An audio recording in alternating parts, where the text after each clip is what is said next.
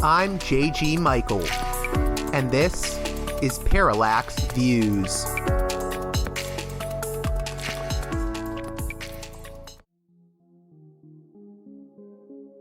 Hey there, Parallax Views listeners. Before we get to this edition of the show, I just want to promote Wall Street Window, a website maintained by Mike Swanson that provides valuable insights on both financial markets and geopolitics.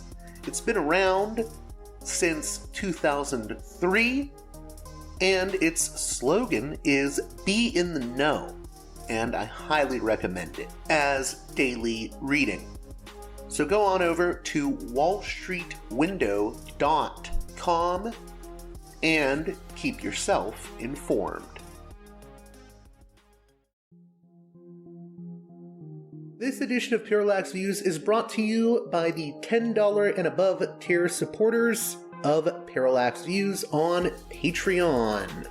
So, with that in mind, producers credit shoutouts to Gunnar, Mark, Alexander, Catherine, Tilo, Emilia, Jeff, John, Bert, Brian, Elliot, Michael, Brace, James, Nick, Mersham, Galen, Arlen, Bo, Christopher, Michael, Gigadelic Media, Chance, Chase, Dan, David H., Y. Kellerman, Saaded 13, Kathleen, David, Ava, Bob, The West Bank Robbery Podcast, Jamie, Enoch, Gary, Max, Ishtofer, James, Martin, Matthew Ho, Brian, Nobody, Thomas, and Dano.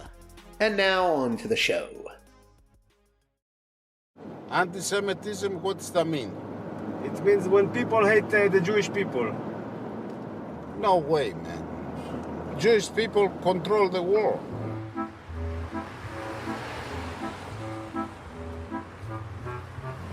Being an Israeli Jew, I have never experienced antisemitism myself, but it's a phrase that always seems to be in the air. It starts with an insult, a denigrating statement, and at the very top is genocide. According to the ADL reports from the last couple of years, the average number of anti-Semitic incidents in the US is around 1,500 a year. I think the worst thing for me is that it could happen today. Oh, God. I agree. That's why we have to support Israel. Israel's our insurance policy. Look over here. Do you see a Holocaust coming? As far as I'm concerned, without Israel, there isn't a safe Jew in the world. So many people are suffering.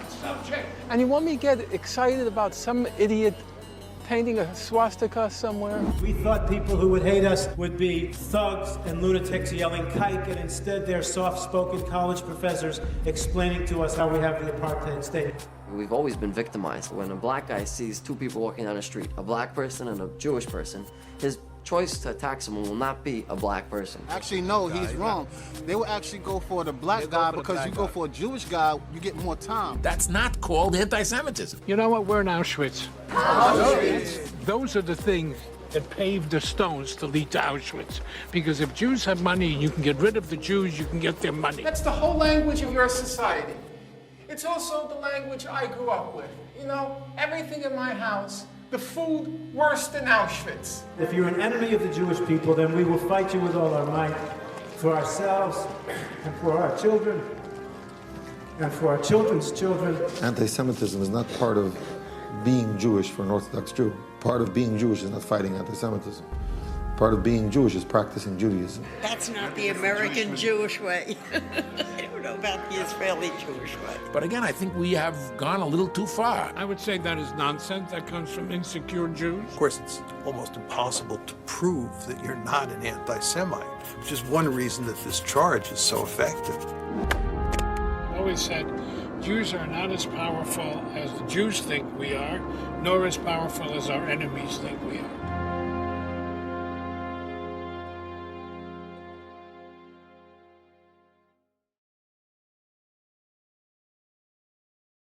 Hey there, Parallax Views listeners. What you just heard was the audio from the trailer for a rather controversial and often critically lauded documentary entitled Defamation from the Israeli filmmaker Yoav Shamir.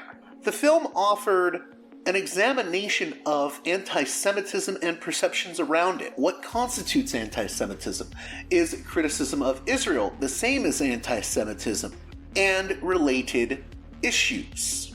It featured such voices as the Anti-Defamation League's Abe Foxman, noted Israel critic Norman Finkelstein, and international relations scholar John Mearsheimer, among many others.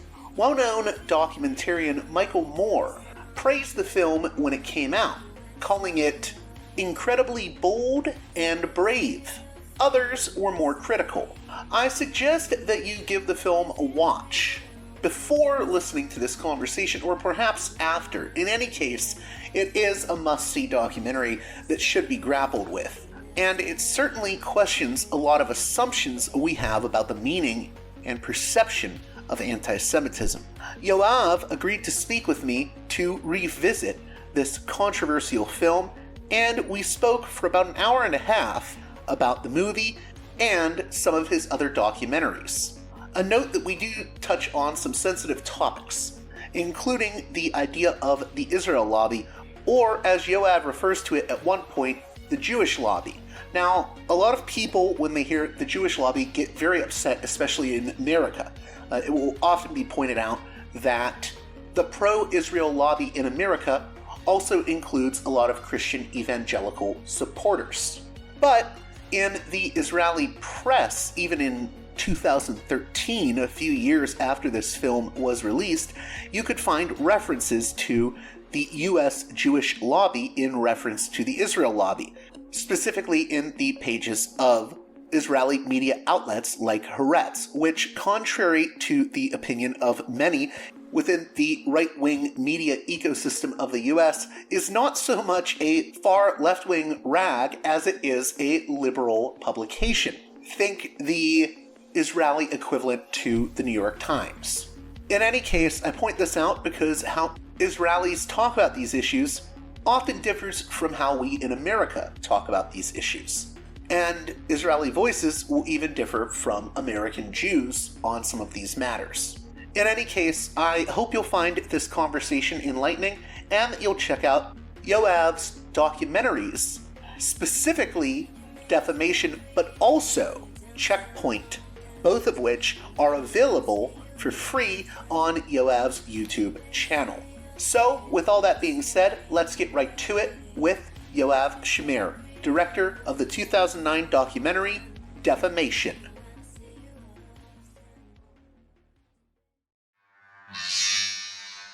Welcome to Parallax Views. A guest that I'm very, very pleased to have on. He's an Israeli filmmaker.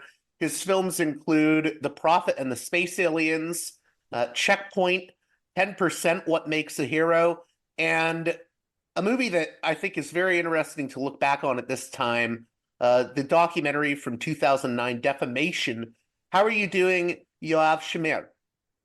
I'm okay. How are you? I'm doing good. It's pretty difficult times right now, especially with what's happening in Gaza and just here in the U.S. There's a lot of turmoil. I suppose I first wanted to ask you off the bat, what have things been like as an Israeli, since October 7th? Wow, that's a tough one. I know it's a loaded question, but has it changed your views on anything at all, or? Yeah, actually, for me, like the October 7th was, I don't know, like even how to describe it. It was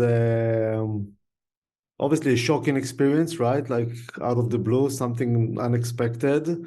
And then everything that followed had like a lot of influence and impact on myself, and on almost everyone I know. So it was definitely one of these events that kind of like stay with you. If you could, for my listeners, since we're going to be talking about the documentary Defamation, maybe you could talk about the genesis of that project, because in a way, it doesn't start with that documentary. It's, in a weird way, it almost acts as a follow-up or even a prequel to a previous film you did called Checkpoint. So could you tell my listeners what Checkpoint was about?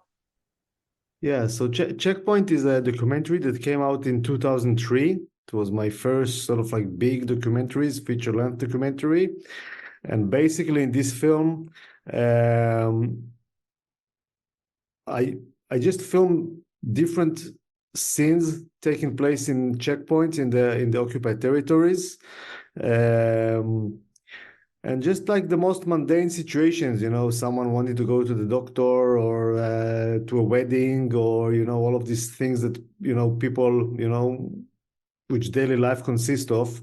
And every time they need to go somewhere, they had to stop through a checkpoint, and Israeli soldiers would allow them or not allow them to pass through. So basically, this is the scene. It's about 80 minutes, a little bit less than 80 minutes of these encounters between Israeli soldiers and Palestinians. I didn't think this film will go outside of Israel. It was kind of like, I just filmed it because I thought it was something which most people in Israel were not aware of. And in reality, they're taking place very near our homes, but still my parents or friends of mine or anybody who wasn't serving in the military service at these checkpoints would not know of.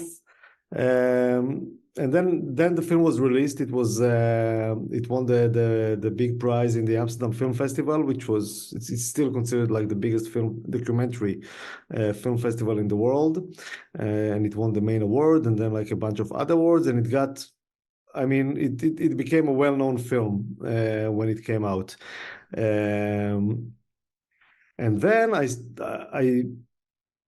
started like being attacked mostly by American Jews who were calling me the Israeli Mel Gibson, not because of my good looks, but because it was the time that just the Passion of Christ and all the debate about anti-Semitism came about. And then I was thinking, what? Like, how can it be? That's kind of like weird. How can I be an anti-Semite? It's so strange. And then it got me thinking, like, what is anti-Semitism today? I mean, it was back then, it was about 70 years, say, after the Holocaust and World War II. So if I'm an anti-Semite, let's take a look at what anti-Semitism is. And that was the kind of like, that was the starting point of the film. So I didn't know anything about like the situation. As an Israeli, I never experienced anti-Semitism.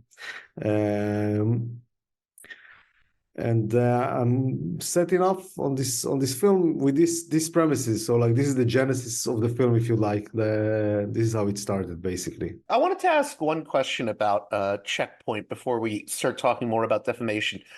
You mentioned that a lot of people gave you flack, at least here in the US, for that documentary. I think it's a very interesting documentary because it takes a sort of fly-on-the-wall approach. And you're really showing just interactions between Israeli soldiers and these Palestinians. What do you think maybe people misunderstood or even misrepresented about that film? You mean those who attacked me? Yes, yeah. So basically, I mean, it was a side of Israel that I guess these people didn't like to see, because it's not a flattering view, like a look about what's going on in Israel and the occupied territories and how the occupation actually looks like in the most daily basis. And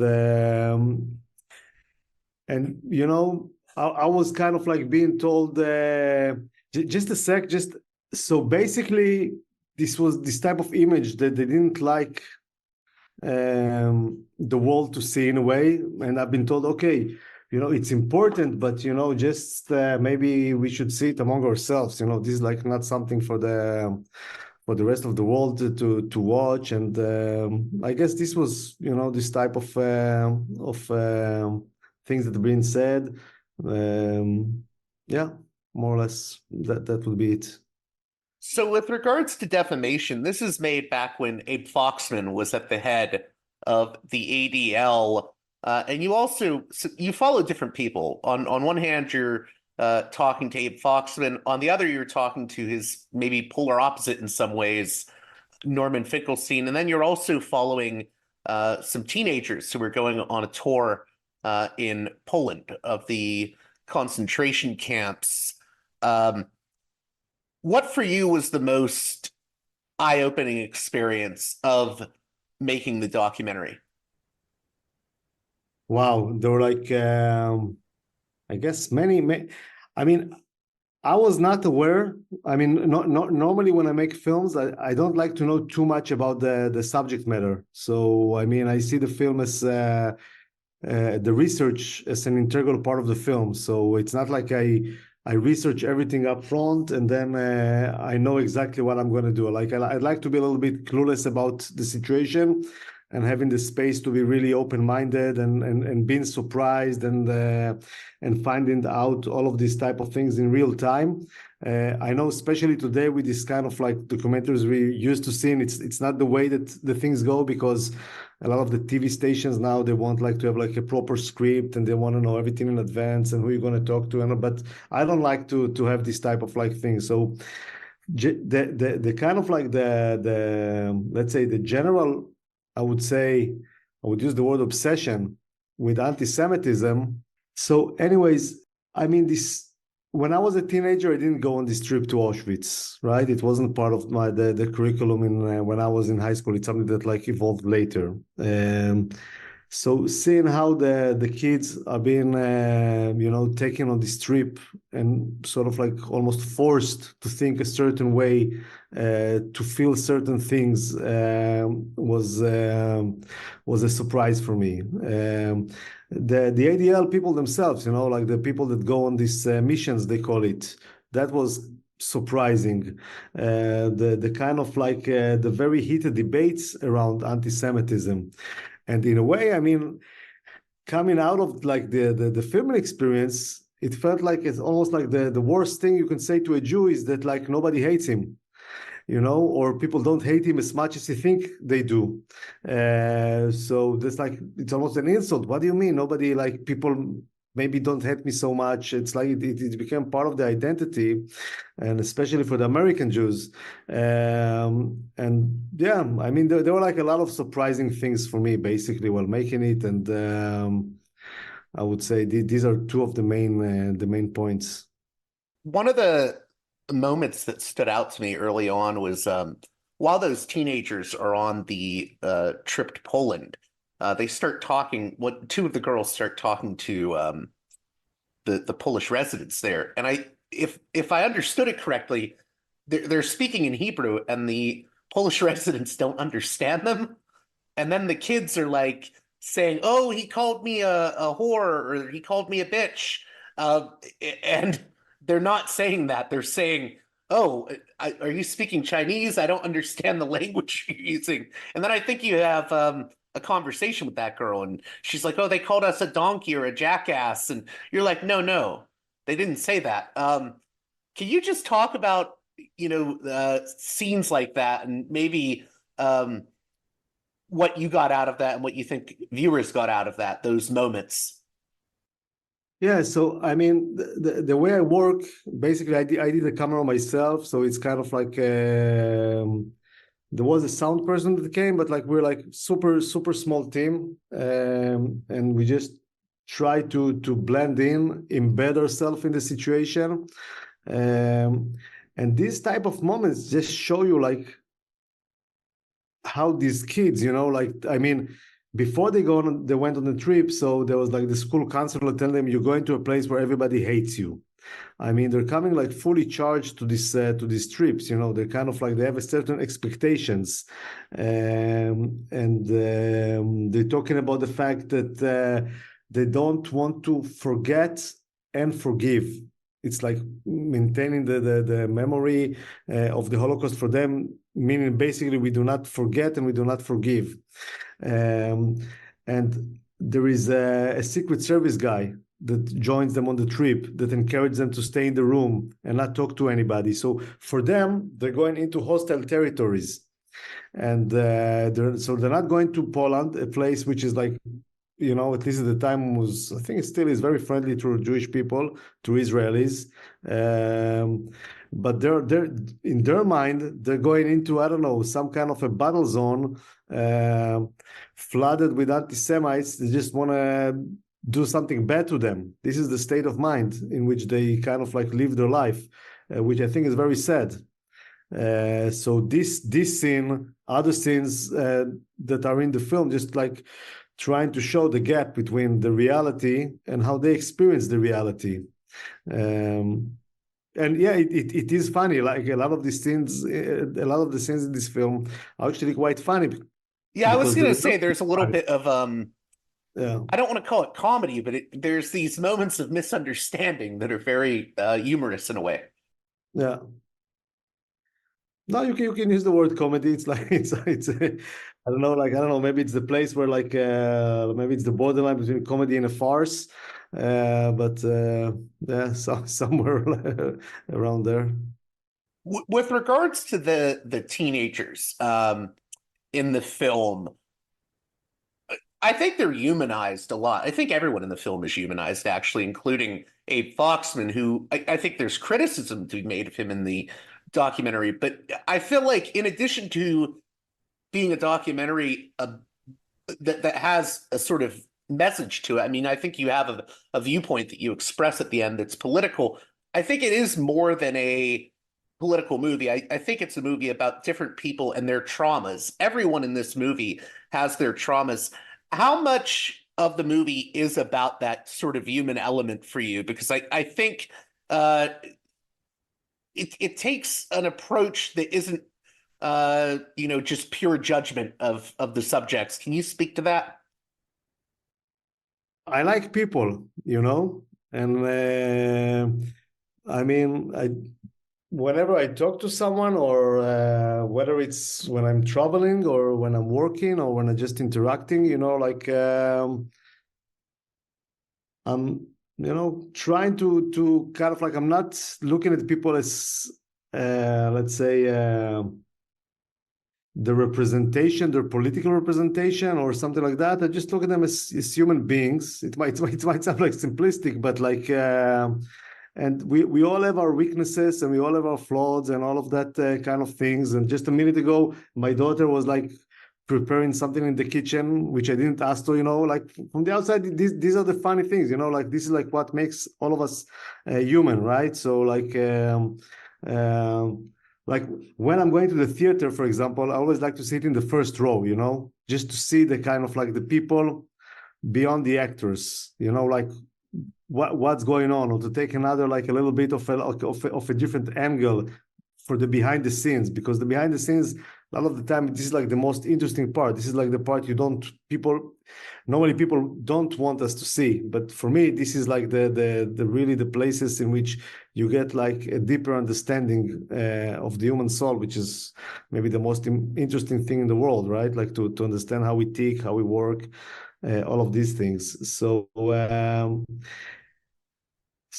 when I'm filming people, it's like there is this scene there when I'm like I'm going with Finkelstein down the stairs, right? And he's talking, he has like this kind of like he's almost on a tantrum about Abe Foxman and all of that, and then we go out there, and I feel bad because I kind of like I pushed him, to a point in which he kind of like lost his temper. And I mean, Finkelstein is like is a well-known public figure. He speaks a lot. He always like keeps like a very sort of like mellow tone and chooses his word carefully. And I felt as if I kind of like I drove him nuts, like in this interview, because I was jumping from between places and between topics, and like so when we go out of the street, I'm saying, oh, like, do you like the neighborhood, right? So like, look at the breeze. All of a sudden, like it's kind of like we just went from like two extremes. And there's something nice about it. Okay, hey, he's a guy, like, let's, he just like a second ago, he was like talking about all these like political things. And now he's just another guy, in the neighborhood in Brooklyn, and I think this is like the magic of life.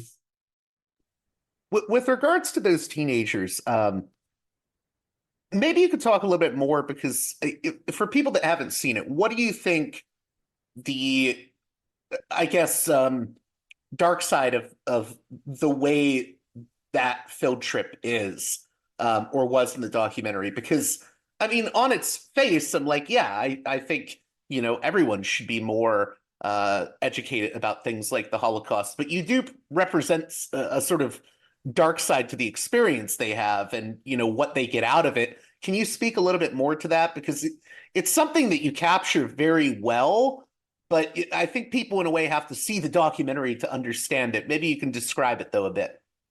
Yeah. So, I mean, I welcome everyone to watch it. It's actually on my YouTube page for free. So people can just, maybe you can put the link and people can watch it. And if someone wants to support my work, they can buy it on Vimeo, but they don't have to, only if they feel like it. I mean, what's important to understand about these kids, this is they're in the 12th grade. So it means that few months after they finish this Holocaust trip, they're going to join the army. And it's not a coincidence, right? There is a systematic, let's say, what would be the word to use? There is some deep thinking behind it, right? Why do you send them at this age to experience that just before they join the army? And you want to fuel them, with this type of I guess, energy and thoughts about our existence, about anti-Semitism, about all these things that will make them probably better soldiers, right? More committed soldiers. But the thing is that this experience of the Holocaust, especially as they experience it, I don't know if you heard about there was a writer called Katzetnik. You heard about the name? No, tell me more. He was a Jewish writer. He was a Holocaust survivor, and he wrote this series of books in which he describes Auschwitz as another planet, as something which is on another realm, right? It's not humane. The things that happen there are outside the human realm, right? So there's no comparison to anything else. You cannot really grasp this experience with normal tools of what is going on. Yeah, it's even hard in the documentary for the teenagers to really grasp it. Yeah. Exactly. So this type of and these books were extremely popular in Israel. Generations of people grew up on these books were which were not really historical books. They were it was put in the Holocaust almost on the level of mythology, right? It's something so crazy. So for example, this guy over there, one of the guides, I mean, he was really taking upon himself the challenge of making the kids cry. And some of the kids, I don't know, yeah, you're a teenager, maybe you're more interested in boys and girls and this and that, maybe this experience is too much, it's too overwhelming. So they also felt guilty that if they don't cry, they don't get emotional, it means there's something wrong with them. This is something that really kind of occupied them throughout the filming, and actually it appears in some of the scenes in the film. And then he comes up with these stories, he's talking about Brigitta, the camp what I don't want it manager or whatever, and she's riding a horse, and she has in her hand some kind of a medieval type of instrument that you find maybe in medieval times or in S&M clubs, and and she's going and beating up people. The whole experience is kind of something that it's really impossible to grasp, right? And then, I mean, once you listen to these stories, right? Put yourself in in the place of these kids. So it doesn't matter. Everything else is nothing in compared to what we went through, our people, the Jewish people in the Holocaust camp. So So one of the girls is telling me, yeah, after I've seen what we went through, so if a Palestinian home is being demolished or we killed a bunch of Palestinians, it's really nothing, How can you, it's small change, right? It's like after you've gone through something which is so dramatic, so insane, everything else, there's no comparison. I think the word you use, or the word that gets used, is everything else almost feels like insignificant in comparison. Exactly. Yeah. And one of the things that girl says in the documentary is, maybe it's because of what we've experienced with the Holocaust and other, incidents of anti-Semitism, that when we see, a Palestinian home get bulldozed, we just think, oh, well, we've been through more. And I think you do capture that in the film, that becomes a sort of ingrained mentality in some ways. Yeah, exactly. So in regards to what I wanted to get to with the teenagers real quick was, do you see the film itself as being related to Checkpoint? Because I've seen some people say that they almost view Defamation as acting almost as a prequel. Because a lot of those kids will become soldiers. So can you speak to that? Do you see the two films as interrelated? Yeah, I mean, these two, and actually there's another film I made called Flipping Out, about this about the experience of Israeli soldiers in India after they get released, and they use the money they get, this type of bonus they get when they get being discharged. They go to India to travel. So in a way, it's this kind of like trilogy being filmed backwards in a way, right? Where the right order should have been Defamation, Checkpoint, and Flipping Out. In real life, it's kind of like I didn't film it this way. But for sure, I mean, this I find it very hard to believe that what they experienced in these trips has no effect on their military service and how they see Palestinians and how they relate to Palestinians. And I mean, this kind of it's the tragedy almost is like they seen, they're coming so charged with this whole Holocaust experience and the Nazis and the SS and all of that, and then they see a Palestinian and they put all the luggage, everything they all the emotional, all the fears, all the indoctrination that they kind of accumulated during their high school years, and this trip to Auschwitz, on these guys, that had nothing to do with that, right? They were not there, they're not to blame. I mean, our trauma shouldn't affect them, but in fact it does. It's interesting that you use that word indoctrination, and I was worried about using that term because I want to be sensitive. But do you think that does factor into it? Yes, for sure. I mean, there's what other word you can use? I mean, indoctrination might what the thing is, indoctrination might kind of hint to a conspiracy, to something very well sort of orchestrated or something like that. I think the tragedy is that most Israelis, most Jewish people, this is the way they see the world, as as a place which is very hateful towards Jews, a dangerous place, and a place in which we are the eternal victims. So this is something very common. So when you say indoctrination, the danger of this world, it says there's something cynical about it, right? And the tragedy is that I don't think it's a cynical thing. I think it is we are already generations of being, I don't know, what is the word, brainwashed, indoctrinated, whatever word you want to use for how we perceive the world and how we perceive the non-Jews looking at us. And all of that is not to say that there's no anti-Semites. Obviously, there are anti-Semites out there, crazy people, lunatic people. I mean, the flip side of this film is that I got to know many of them, not personally, but I got emails, I got, I got in touch with many of these people and seen the comments, right? So this is whenever you do something controversial, you're going to see the other side. So for sure, there are anti-Semites out there, no doubt. Also, the film doesn't say there aren't any anti-Semites. So, but what do you do with that? How do you want how do you want the fact that there are like some crazy people out there to dominate or to influence on your identity, on who you are, how do you kind of carry yourself in the world, all of these things. So with regards to the ADL, I'm just curious, how did you manage to get such access to the ADL and Abe Foxman? Because you had made Checkpoint before. I'm assuming they would have done a search on you and maybe thought, oh, this guy, he seems like a peacenik. So I was surprised that they actually gave you such access. How did it all come about working with the ADL on this film?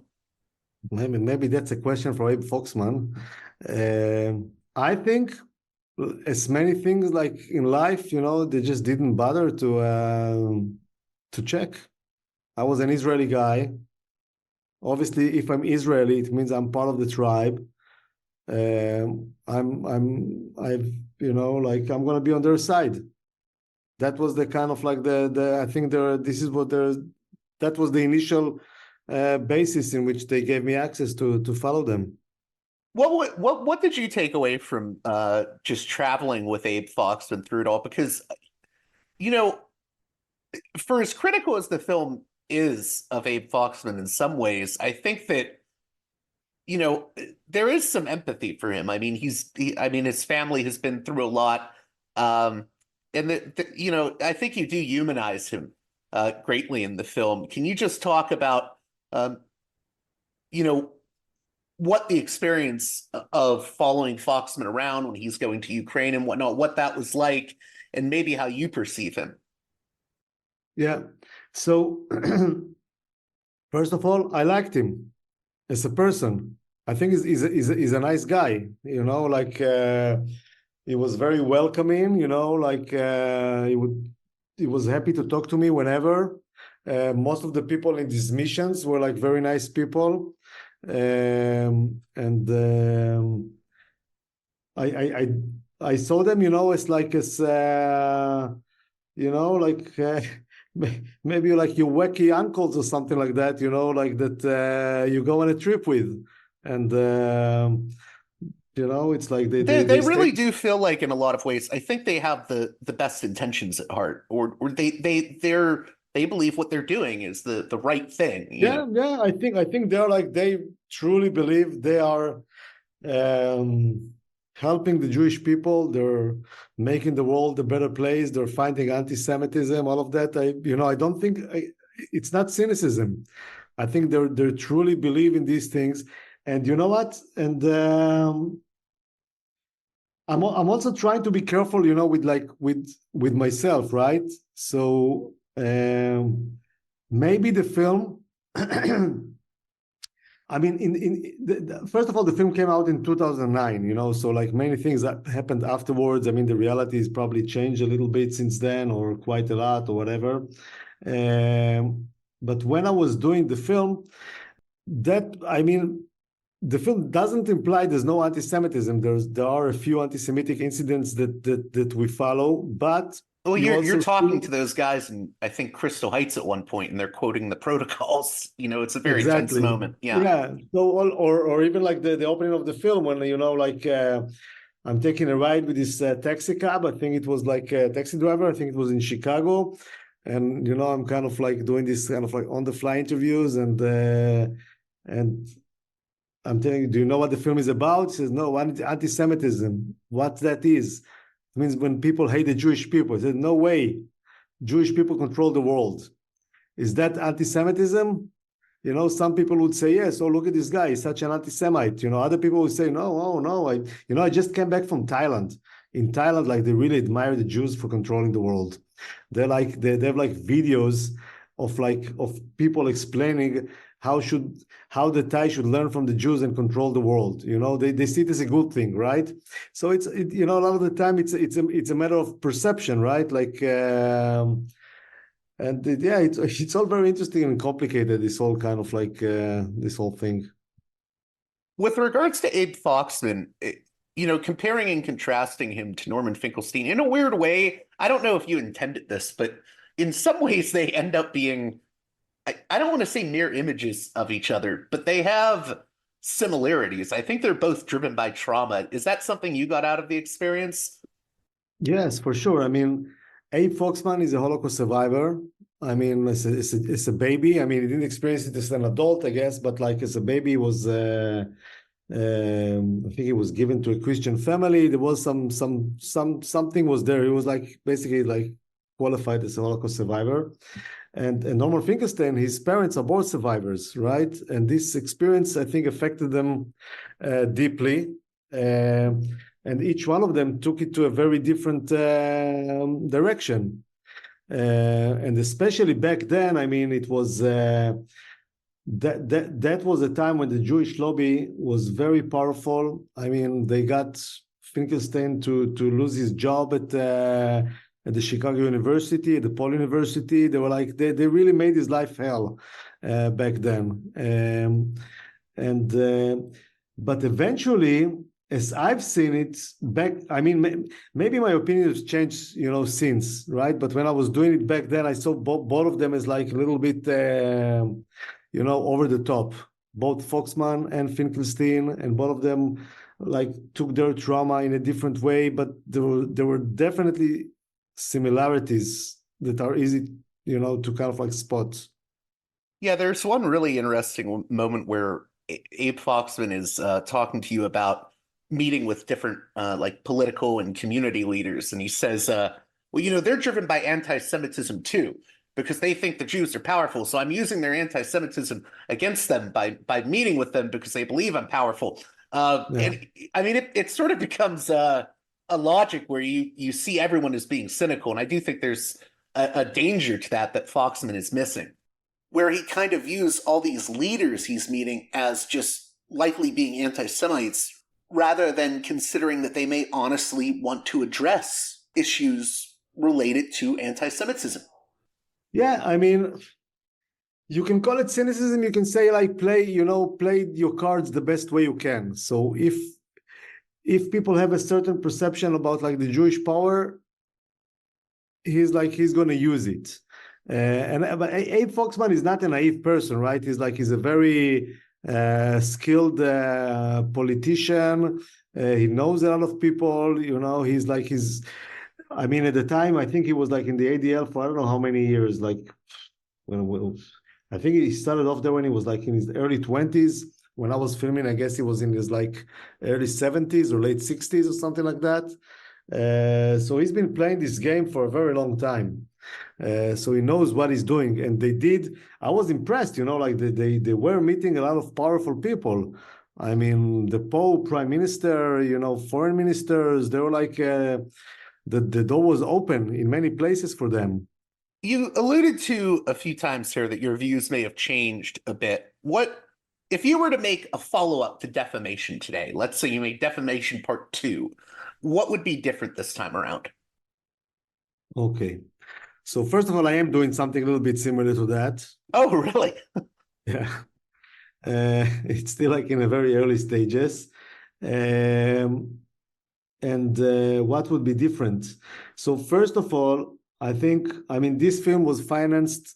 I had like a nice chunk of the financing coming out from Israel for this film. We had like one of the Israeli film fund. We had like actually the commercial channel involved. I think today it would be impossible. I think that this whatever open-mindedness that was still then disappeared. I think there's like I would never get funding in Israel for this movie now. You know what? I think I would not even get funding from other places to make this film. So if I would end up making this film, I think I should like rely on like private money, because nobody will risk making this film now. And especially, you see after October 7th, I mean, what happened like in American campuses and the whole debate about what is anti-Semitism and all of these things, it's a much more, in a way, heated debate.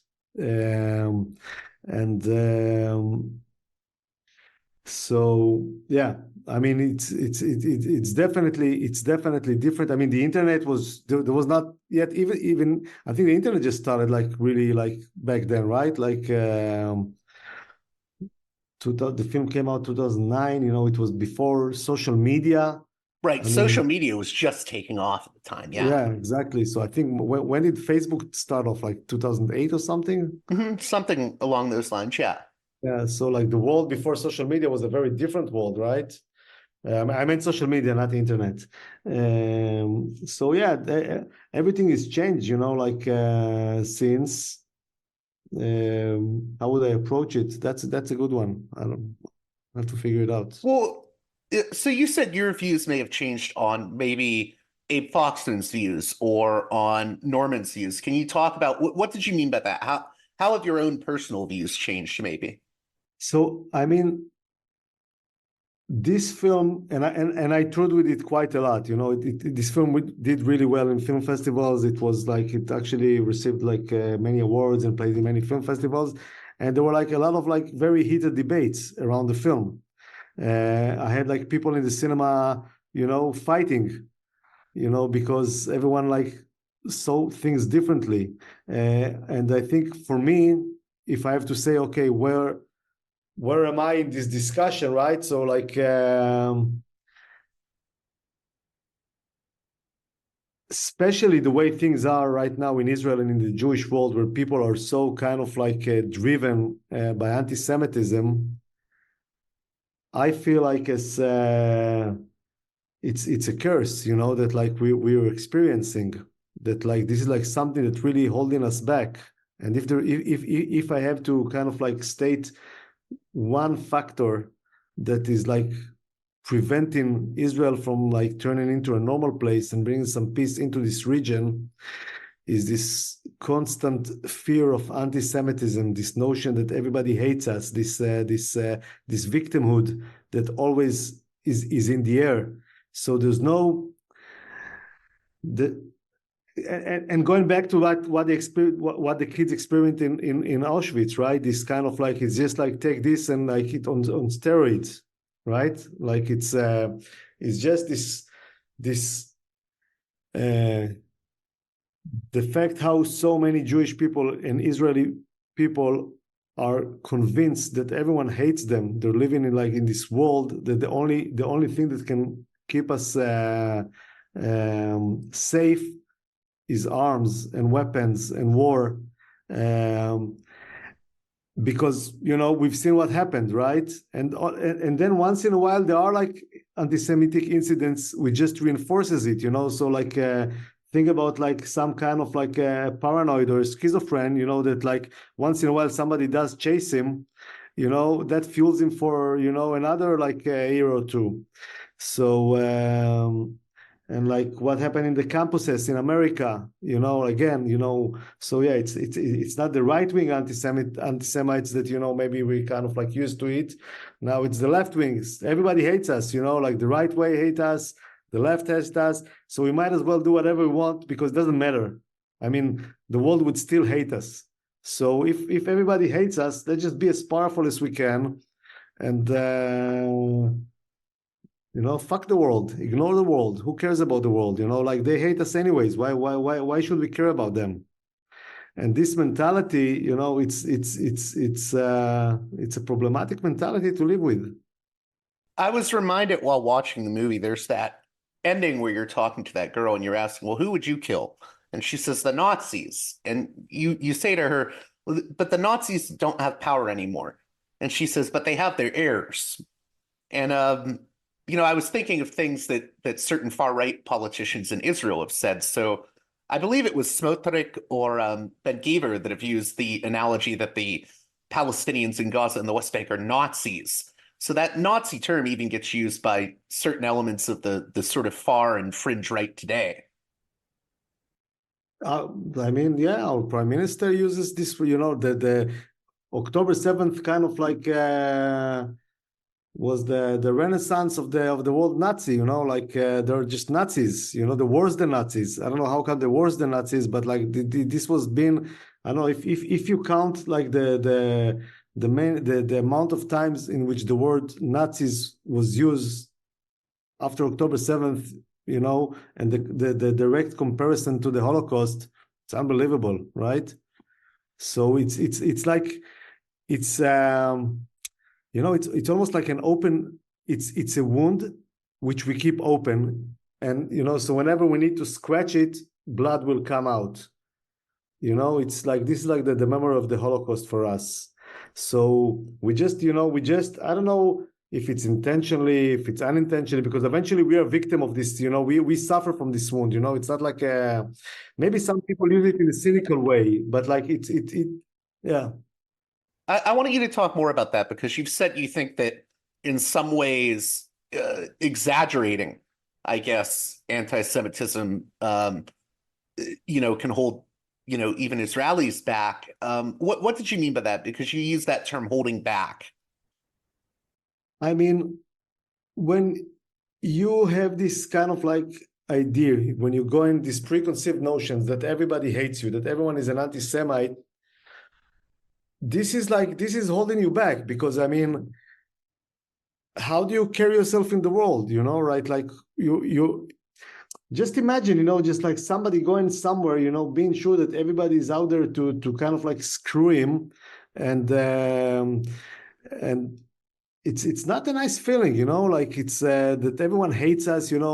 I've just been to Poland actually, like this summer, last summer, it's already summer now, with my family.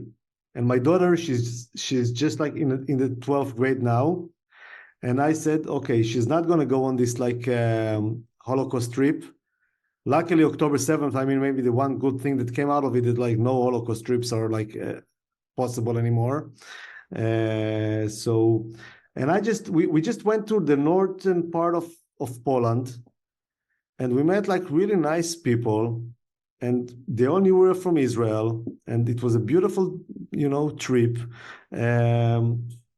And then I wrote a post about it on Facebook, and then people told me, this is bullshit. You don't know what you're talking about. The Polish people, they're all anti-Semites until today. They hate you. The fact that you were lucky and in the 3 weeks you were there, like nobody like attacked you was pure luck. People really kind of like, they live it. So when I say something like that, they really get upset. It's like, I'm going back to the beginning of our conversation. It's like the worst thing you can tell someone is that like he's not being hated. It's ridiculous.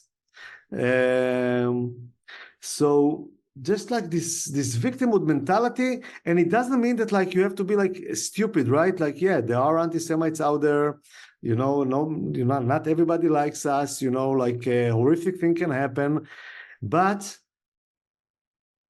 there should be a balance. You should kind of like when there is a threat, take the threat seriously, but don't make up threats. There's no need to invent demons and like and fairy tales and all of that stuff, to kind of like to reinforce your convictions. There's no need for that. The world is cruel enough as it is.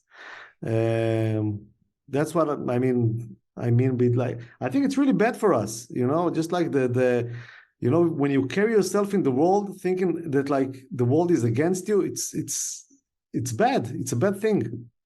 It makes it impossible to dialogue with people in some ways, or you can't do diplomacy with someone if you're thinking they're out to get you at all times. Yeah, definitely. I also wanted to ask you, one of the major points in the film that I think some people may not catch is that there seems to be a difference in the perception of anti-Semitism, even within the Jewish community itself. Can you speak to that? So like American Jews versus Israeli Jews on this perception of anti-Semitism. So I think one of the main points that came from like following the ADL, which was for me was a surprise, is that nowadays American Jews, many of them, many of them are liberals, right? Like now you have like the people that support Bernie Sanders, and we see in the colleges also, like in the campuses, a lot of like Jewish people who support the Palestinian cause and all of that. But that, like, let's put it aside. But like for most American Jews, the fact that like how is their Jewishness being sort of like implemented, right? Let's say if you're not an Orthodox Jew, if you don't keep kosher, if you don't keep the Shabbat, if you don't have this, like, if you don't go to the synagogue, if your kids are marrying maybe non-Jews, right? So they feel like this kind of like very fragile Jewish identity. It's something that like they need to hold on to, because I mean, this is how people are, people, I don't know, like people like to have some kind of a tradition, to know in the roots, the backgrounds. Oh yeah, my family are from Italy, my family are from Ireland, I'm Irish, whatever, all of this time, especially in places which, like countries that have a lot of immigrants, you need to keep a certain sense of identity. I guess it's part of human nature, I guess. So for these people, since they're not practicing Judaism in the way an Orthodox Jew would practice it, how are you Jewish? And then for many of them, antisemitism, fighting antisemitism is the glue that keeps their Jewish identity together. So when they go on these missions with the ADL, when they like talk about anti-Semitism, it's something that gives them this that maintain their Jewish identity, and it's an important factor. And I'm actually speaking with one of the rabbis, I think it was in the Ukraine or in Russia, and he told me, listen, I don't need anti-Semitism for me, being a Jewish is not like, anti-Semitism has nothing to do with like my Jewish identity. I'm very reassured with my Jewish identity without needing anti-Semitism or anti-Semites to define me. Like I'm very safe with my identity. And many of the secular Jews, they don't have this type of like strength in their identity. So they need something. So what everybody hates us. That's kind of like that's a glue. That's something that can hold their identity. Unfortunately, because I think it's kind of like it's a sad thing to define yourself by those who hate you, but it's part of being Jewish. I also wanted to ask you, I know this isn't covered in the documentary, but I think it would be an interesting topic to explore. I just had a guest on, I'm blanking on his name. I just had a guest on, Asaf Elia Shalev, who writes for the Jewish Telegraphic Agency, and we were talking about the Israeli Black Panthers from the 1970s. And one of the things he said is that a lot of people in America don't understand that even within Israel itself, there's, divisions, and a lot of it happens along ethnic lines. So, Mizrahi, Sephardic, and, even Ethiopian is Jewish Israelis and Mizrahi all have, different perceptions. Can you speak to any of that and what role that plays in Israel? Yeah, so in a similar way, the one thing which keeps everybody in common, is the joint enemy, right? The anti-Semites and the Arabs, right? We all hate them because this is like the one thing we all have in common. But basically, yes, for sure. Like Israel is very divided. I mean, the whole.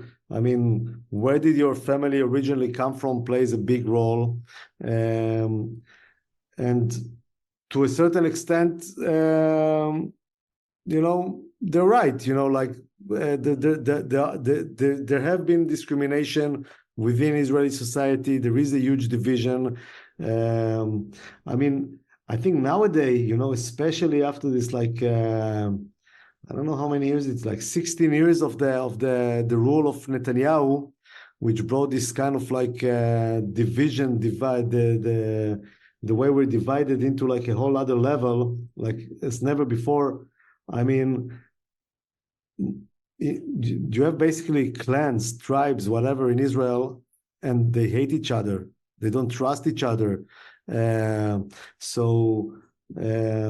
Yeah, so it's a very sad thing. And for a minute, October 7th united everyone, right? Because like all of a sudden there's like we're together, right? So for a little bit we were together. Now it's like starting to kind of like fade away. And that's why I think this kind of like this the anti-Semitism trigger was working so efficiently, because October 7th, mini Holocaust, Palestinians, Hamas, equal Nazis, everything is a kind of like a big mishmash. And like, it's, okay, don't think too much. Let's just trigger that. And we need everybody united because, we're going on a war and we need everybody to be in line and we need to send whoever can to fight them. And that was the slogan was, we will win together. Somebody coined the slogan, and we will win together. And but living in Israel, knowing this society, there's no together. This is bullshit. We hate each other. I mean, there's so much hatred among ourselves that is just ridiculous. I don't know. I think, I don't know, Americans hate each other, right? The whole kind of partisan thing, small change in compared to what's going on in Israel.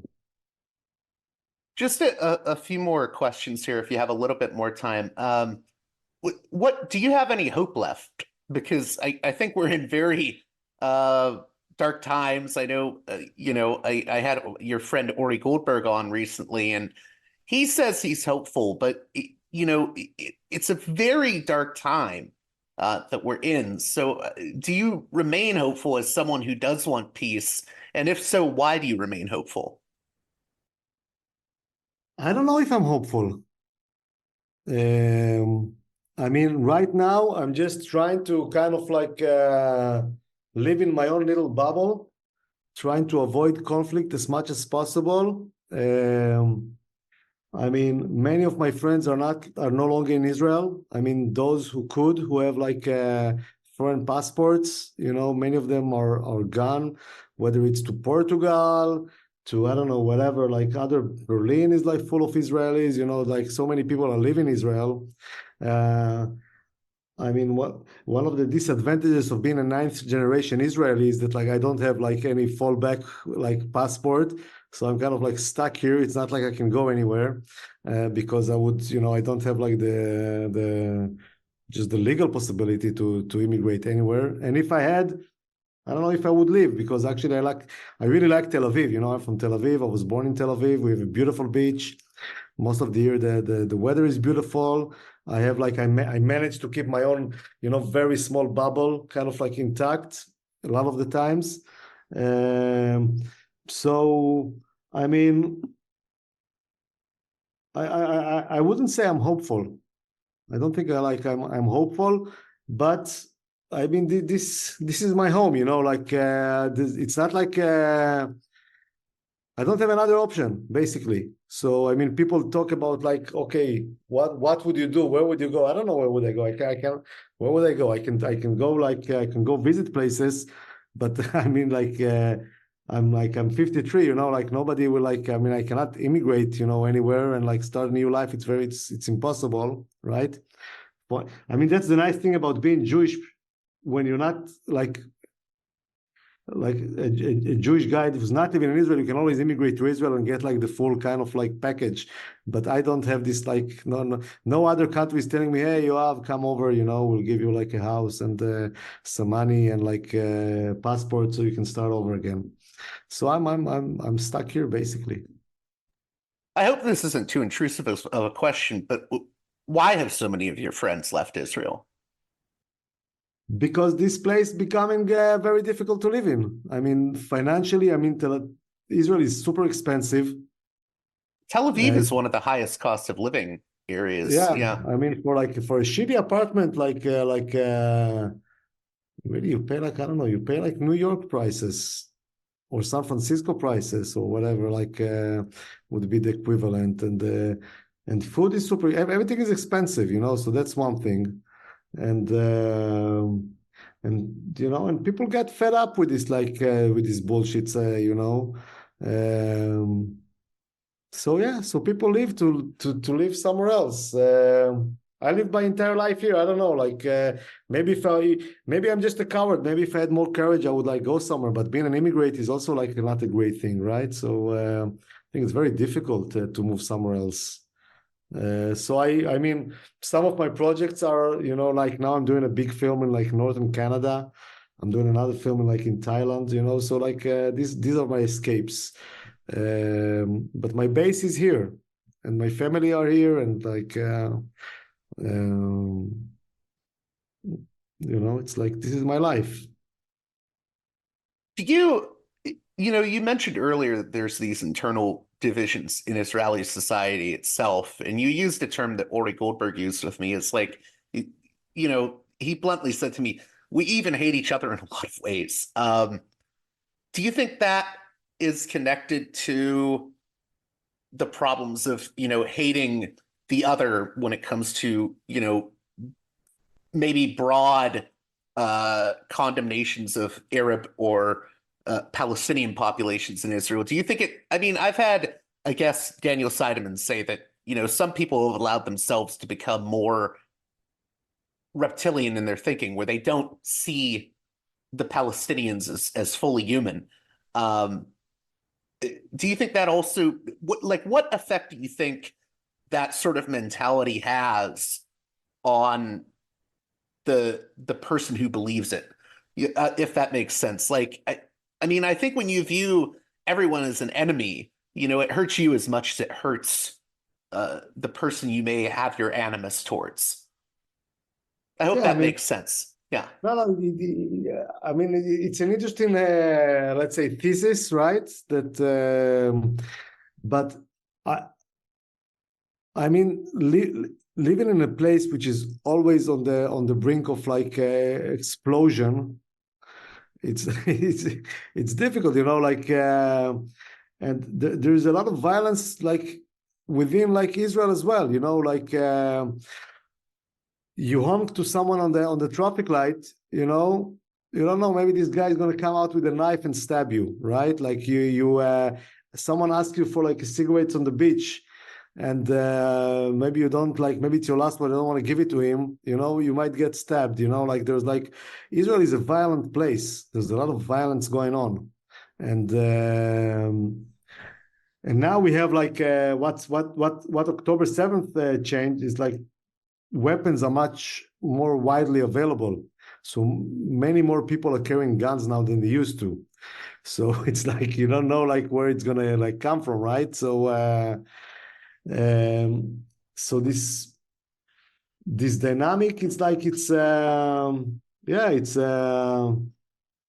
a difficult environment to live in, and I think and people, maybe Israeli people watching this podcast or listening to this podcast will say, "Oh, this guy is an idiot." He's like one of these like leftist idiots. Like useful idiots.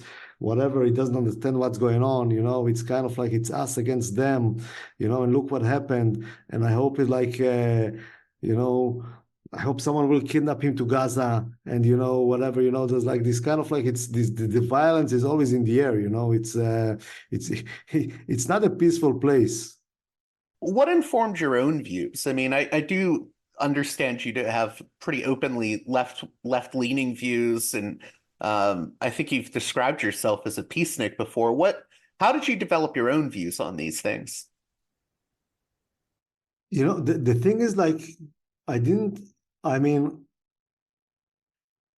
when I started making Checkpoint, I didn't do it because of like political reasons. I was in film school, and we needed to do some kind of an exercise about cinema verite, and which, I don't know if you know the term. It's like in America, I think it's called direct cinema. Basically, it's like like Frederick Wiseman documentaries. That type of thing. Exactly. These films are like when which you film like some kind of a situation, in opposed to like interviewing people about something that happened before, like. And then I thought, checkpoints are kind of like maybe this is like a good example, because I remember them from my military service, even though they kind of like the kind of volume they had. The volume was not as big as when I was a soldier. Like these things happened after Oslo, but there was like I knew the situation. So I just let what I see, what I experience, the people I talk to, the things that I go through shape my way of looking at things, right? In a way, I almost see myself as like anthropologist from March, you know this term, right? Like I'm like an outsider looking at things. And I don't know, for some reason, maybe I don't know, maybe like maybe there's like some element of, I don't know, maybe I have Asperger, I don't know, maybe I have like some kind of like I don't know, maybe something's wrong with me, that like I'm not seeing myself like deeply as part of, of something, and I can just look at the world and like and seeing it as it is, and when I see something wrong, like I say, hey, this is wrong, So for me, for example, when Checkpoint came out or when Defamation came out, it's not like my intentions were good. I was thinking, like, especially when Checkpoint came out, I was thinking, okay, this is wrong. What's going on there is wrong. It's not like it's bad for us. Even forget the Palestinians. It's bad for us. The fact that we are like occupying other people, and as an 18, 19 years old, you have to stand in checkpoints and decide about the faith of these people that can be maybe sometimes your grandparents or parents or whatever. This too much power. It's bad for us. It's not a good thing. And I was thinking, okay, Israeli people, I was really naive then. I was thinking, okay, Israeli people will watch the film, they will realize it's bad, and we'll get rid of these checkpoints. That was kind of like, maybe I'm naive, but this was kind of like my thing. And same with Checkpoint. Like, I was in a position in which enabled me to kind of like to talk to my people, because basically first and foremost, these films are made for my people, right? Like I'm an Israeli, I live here, and when I think about my audience, I don't think about I don't know, someone from another country. I think about my own people watching this film, and then like, hey, listen. Let's kind of like relax a little bit with this victim mentality. Maybe not everybody hates us. Let's consider it as an option. Maybe the world is bad. Maybe it's not as bad. Maybe not everybody hates us. Maybe it's like maybe there's something there that we're missing. So this is like what I think enables me to make these films, that like I have this kind of like insider outsider point of view, and maybe because I'm like something's fucked up with me, so I'm really maybe my mom says like something wrong with me, how I always like take the other side, all of this and that, but have I you don't been accused of being a contrarian by some people? I've been accused of whatever you want, but I mean, I remember Abe Foxman when he was like watching the film, he said like his own grandmother. How could he do it to his own grandmother? Because my grandmother like is like in the beginning of the film, and she's saying like Jews are crooks and stuff like that. I don't know if you remember the scene. It's like kind of yeah. I think she's talking about like the ADL and the American Jewish community, right? Yeah. She's saying they should come and work in Israel if they want to work. Yeah, they should work. Period. And which is like many like, I mean, when you like, and a lot of the time people don't realize it, but when you're thinking about like the early Zionist thinkers like Nordo, like Herzl, like all of these people, they were like proper anti-Semites. But this is an area where like eugenics were like very strong, all of this kind of like race things and all of that. And we wanted to form here the new Jew and all of that kind of things, like someone who's like hardworking, doesn't deal with money, like working the land, this was like what early Zionism like was like. So my grandmother was like a really like good representative of this approach. Things change, right? Like the Zionist farmer who lives in a kibbutz and give a shit about money and is like basically a communist, like he's long gone, right? And he was replaced by these warmongers or whatever. So yeah, things changed. Just a few more things. I don't want to keep you too much longer, but if you have a few more minutes, I wanted to ask you, one of the portions of Defamation focuses on the controversy around Mearsheimer and Walt's Israel lobby thesis. And you used the term Jewish lobby earlier. People argue about, well, should we use the term Jewish lobby or Israel lobby, or is it wrong to talk about the American Jewish establishment? because I've had people like Peter Beinart, for instance, say that, we can't deny that there is an establishment, there is a leadership amongst the Jewish community that maybe has strong pro-Israel biases to the point where, the leadership believes we shouldn't criticize Israeli policies at all. But I guess what I wanted to ask you was, how important was it for you to cover the Israel lobby as an aspect in the film?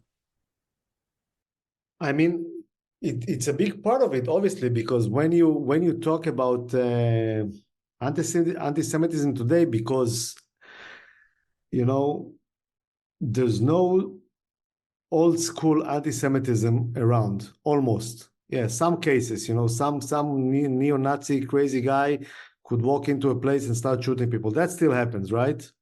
Same as, like people, target like the black community or the Muslim community. There are like this crazy racists out there, and there are like these neo-Nazis still around. They're unfortunately, they're still around. But like, I mean, if you put, let's say, all your efforts on these guys, you don't have enough ammunition, right? So like you need to make this new equation of like, when somebody speaks against Israel, that means he's an anti-Semite, right? So this is like very, like it's become like an integral part. It's the term I think that's used a lot is the new anti-Semitism. Yeah, the new anti-Semitism. So when you talk about the new anti-Semitism, this Israeli lobby is a big factor, right? Because it evolves around Israel, and obviously, I mean, if you take October 7th or like what Israel is doing in Gaza after October 7th, I mean, you can say it fuels anti-Semitism, right?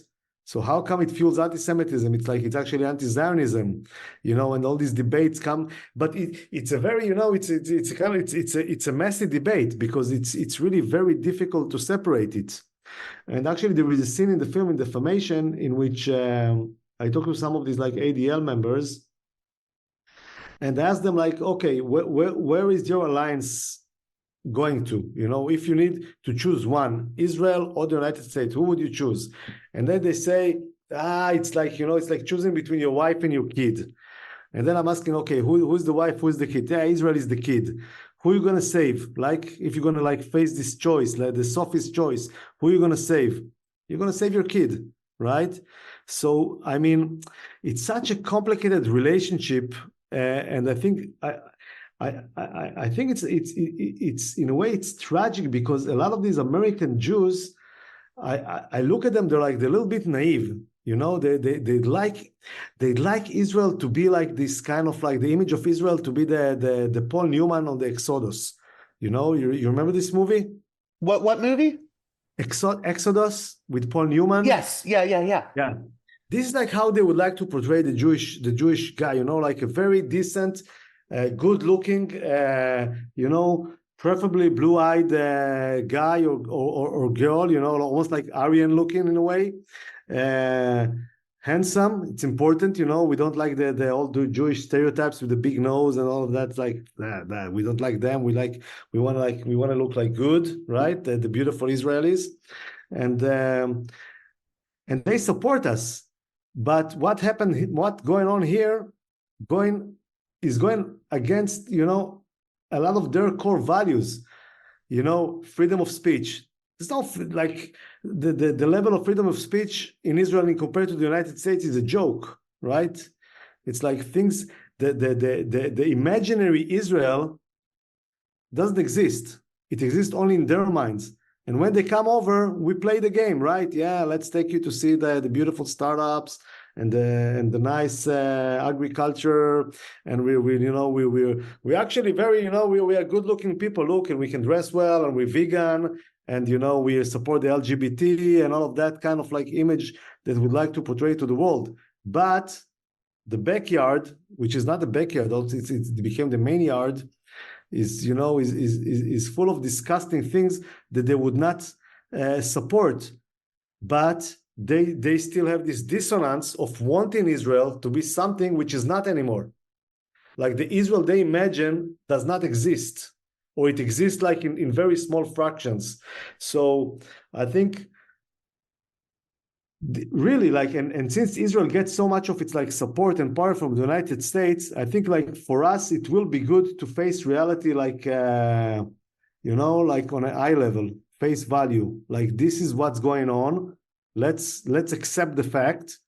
Let's see things as they are, and then we can deal with them. But if you keep on living thinking that Israel is this beautiful, polite boy, your grandkid, right? Whatever, is not. Is a brat, like you need like a spanking once in a while or a slap to kind of like to get in track. So actually, they're like damaging Israel with this like Israeli lobby supporting whatever we do. Oh no, you cannot say anything against Israel. It's bad for us. If people would like, as I see it, to live in a place which is liberal, which like keeps all the beautiful values that like are still existing, at least in Tel Aviv, like this kind of like all the nice things. But I mean, these nice things would not exist if we keep all the bad things kind of like take over. And I think American Jewish, they have a big responsibility. Some of them like I don't know, like Bernie Sanders or some of the what is considered by most Jews as the fringe, as the crazy lunatic left. But if they listen to them, and if things are going to play a little bit differently, Israel will remain a place in which they can like come for holidays once in a while. Otherwise, nobody will want to come here. I just wanted to ask because, so I mentioned that you used the term Jewish lobby before. Why do you use that term earlier as opposed to the Israel lobby? I'm just curious. Jewish lobby, Israeli lobby, it's the same thing. I see. Okay. Before closing out here, the last two questions I had was, do you see a way out going forward? I know I asked if you had hope earlier. Maybe you don't have hope, but what would need to change?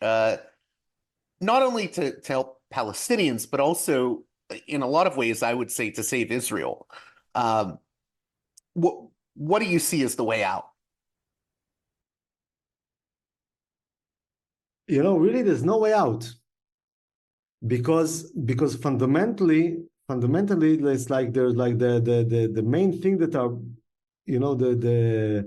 it's like someone who's going to therapy, right? Like things are not going to change because this is like who you are. And countries, moved forward. Japan moved forward after like World War II. Germany moved forward because it was like a big type of like foreign influence, like that, like changed the mentality. So here, for things here to change, I think we'll have to face, we'll have to recognize that being too powerful is not necessarily a good thing.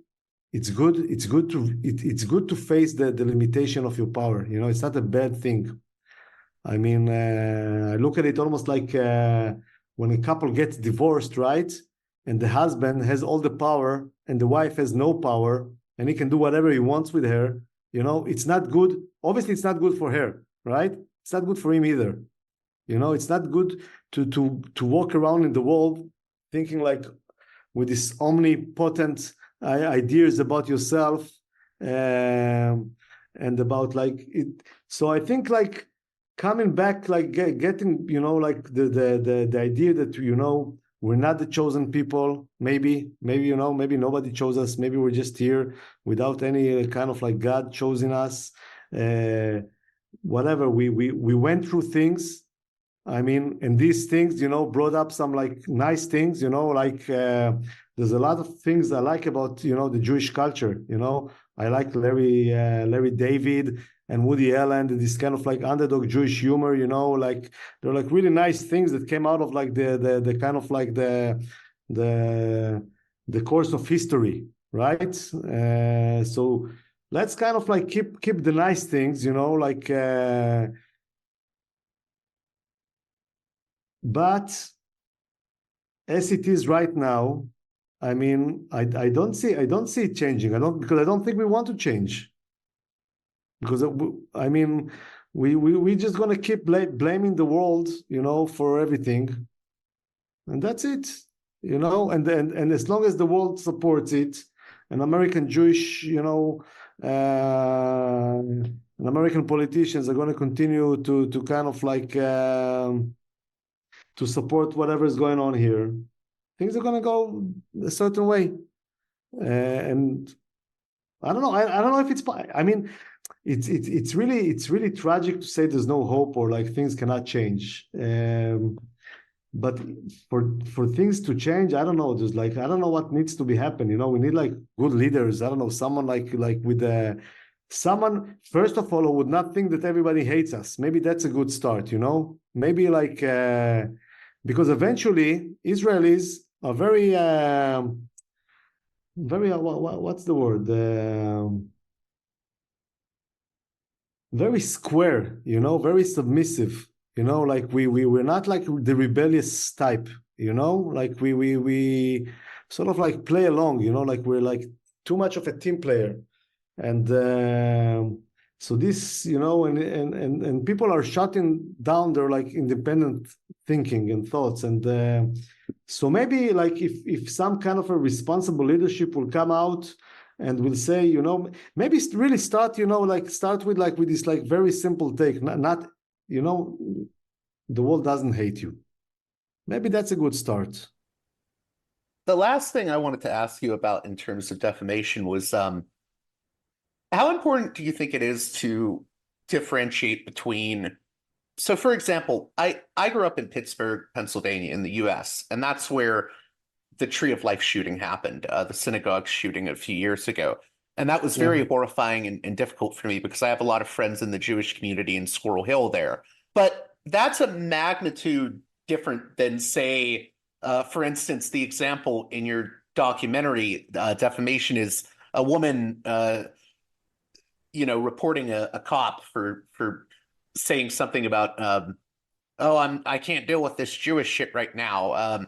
Or I think the ADL says to you at one point, we have these incidents where this Jewish person wasn't given a promotion. We think that's anti-Semitism. Do you think it is important to draw a distinction between, maybe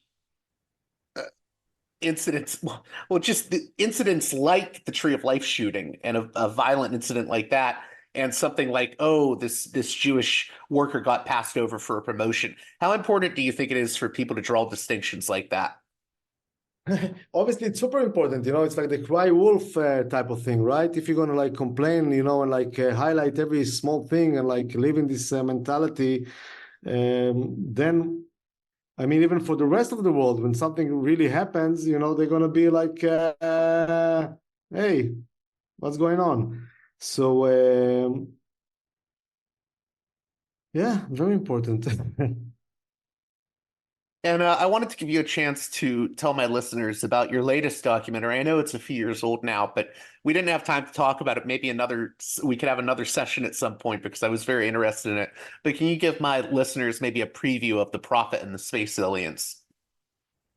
So The Prophet and the Space Aliens is a documentary about the Iranian movement.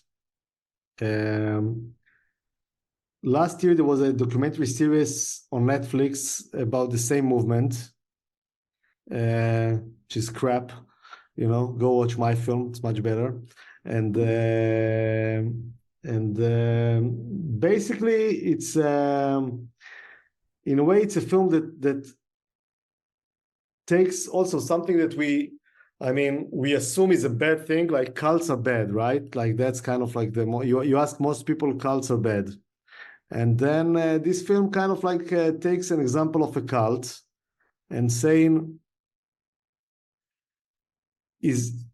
what's the difference really between a religion and a cult? For example, how all religion, started. When does a cult turn into a religion? What does it say about us? What does it say about us as human beings needing this kind of like leap of faith and all of these good things that come, with religion, or not good things, like let's say necessary things.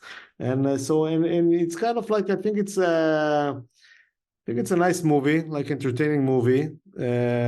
Also featuring, like I took Daniel Boyarin, which was on your podcast as a mentor. if you want, but to talk about this, because he's like an expert in early Christianity. And I think like early Christianity is a good example for any sort of like evolving religion. We can learn a lot about their experience. And it's available on YouTube also for American listeners, viewers. Just, put on YouTube The Prophet and the Space Aliens. It was, you can see it you can watch it on the Vice YouTube channel. What was your biggest takeaway from your experience with that documentary and dealing with I don't want to use the word cult immediately because I don't want to be unfair. I think the neutral term that people use now is new religious movement. I've talked to people that are Raelians. I don't buy into their beliefs, but they're people just like me, and I don't know what to make of them at times. I guess, what was your takeaway from them? And then we'll leave it at that. A lot of them are nice people. I think most of them... That was my experience as well, yeah. Yeah, I think most of the hardcore believers used to be Catholic or used to belong to some kind of church. They need, we have to accept the fact that, most people, they need a leader. You want to call it a rabbi, you want to call it a priest, you want to call it a guru. They want, we need it. We need someone to tell us like what's going on, what to believe. And we need to feel like there's some order in the world and that our actions mean something, right? So for Jewish people, if we pray hard enough and, maybe the Messiah will come. For the Israelians, if they'll do like certain things, the aliens would come back and save the world. We need a goal, right? Like it's very difficult to live without a goal. We just live and then we die. That's kind of like a little bit sad. So I see again, talking as an anthropologist for March, I see the human need for religion, cults, and we have to remember that every religion started off as a cult. It was just like some companies became Google and Apple, and some of them just remained like a small startup or high tech that never made it big. But they still have the right to exist, and some of them had great ideas, and we can learn from all of them. Just the fact that Google became Google, okay, luck had some, a factor, but maybe there are like another 10 Googles out there. We call them cults, we don't call them like big companies. So maybe it's like you can look at it like in this way, right? So I think we should be more tolerant to cults, basically, and especially after all the demonizing of like cults and stuff. Like shit happened like in the Catholic Church. I don't know like how many kids were like molested by priests, and how many people died because of the established religions. So it's easy to pick up on the cults, right? Like cult, look at this crazy guy wearing white. Whatever. That's interesting how you're talking about it, because I saw some reviews for the movie. I haven't seen the documentary yet, but I've seen reviews of the movie on IMDb, and it's like, this talks about the danger of cults like the Raelians, but you're sort of saying we should be more tolerant. So it sounds like maybe some people are getting different messages out of the film. Yeah, because you're gonna, you have your own luggage when you come in to watch something. Watch the film. Let me know what you thought about it afterwards. Some cults are good, some cults are bad. Like eventually, power corrupt, like there's like nothing new under the sun, right? And I don't know how many people were killed because of Christianity and Judaism and Islam. These are religions we all respect, right? They're in the Hall of Fame of religions. They're like in the first, but there are other I'm thinking about 7,000 religions in the world or something, right? Most of them, we never heard about. And some of them have pretty good ideas, and not all of them are, leading their people to mass suicide. But for Netflix or, for this like sensational TV. I haven't seen the Netflix. You want to get the bad side. You want to get always like and always like it's the same patterns, right? Somebody like, I was in the cult. The beginning it was so good, and then I realized it's so bad. Okay, that's boring.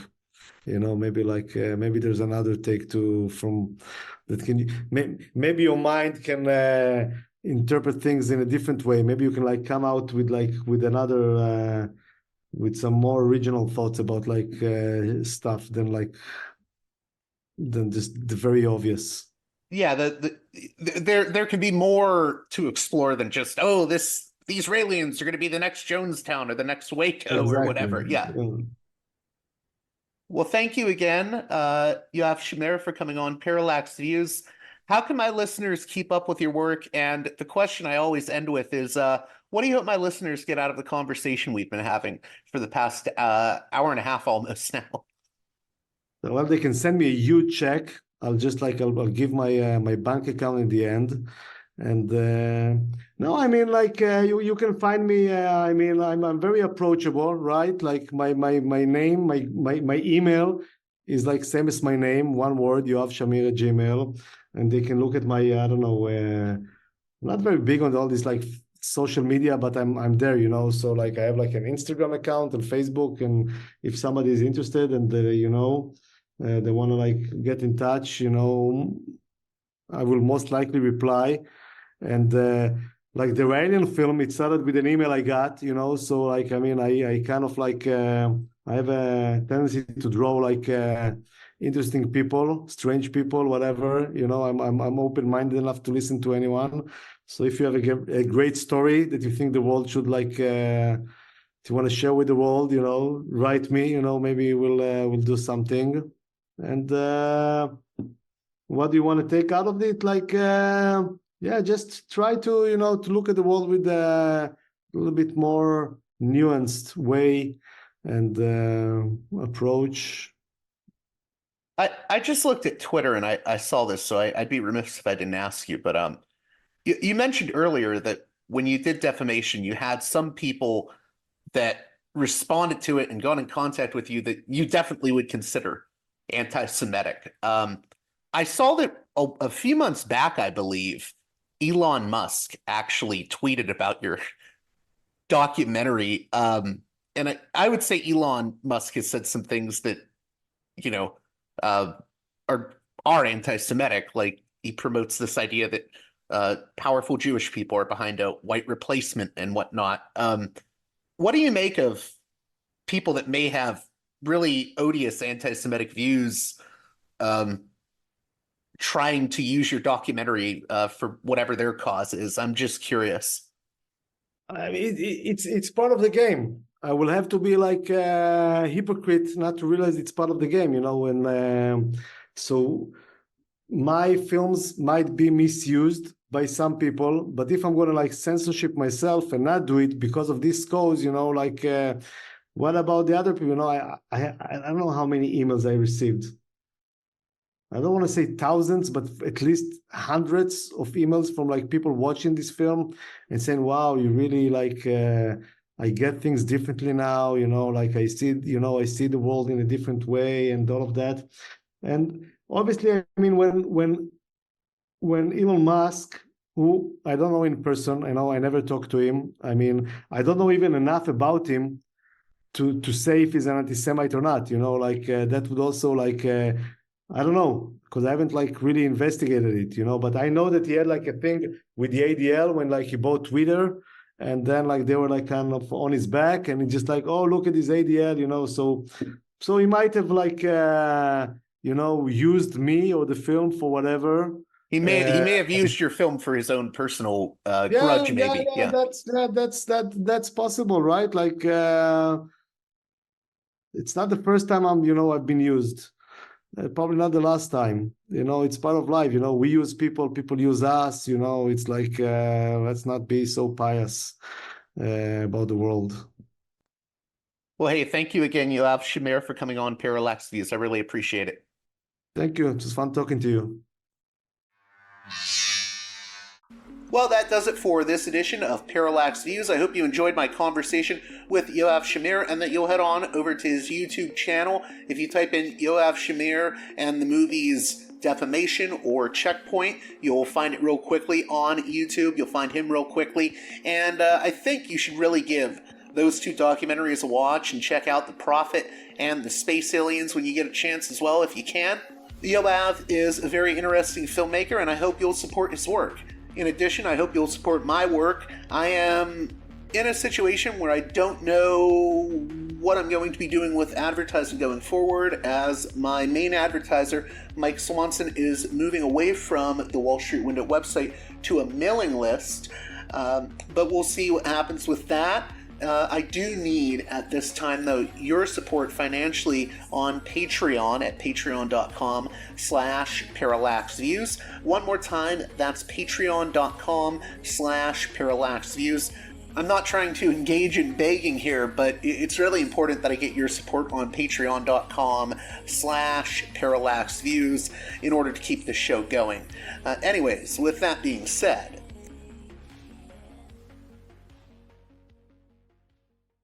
until next time, you've been listening to Parallax Views with Parallax Views to Parallax Views with Parallax Views.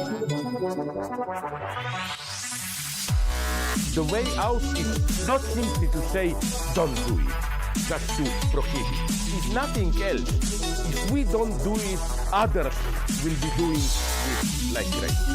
So, we have to confront the problem. But no, basically, I know of the great anxieties, problems, new forms of control, but it's also new forms of freedom.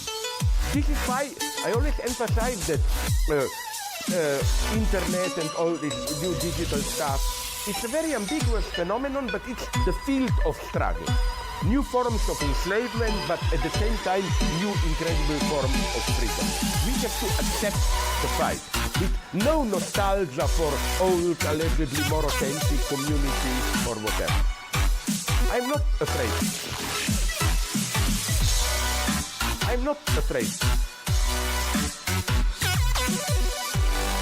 I'm not afraid. I'm not afraid.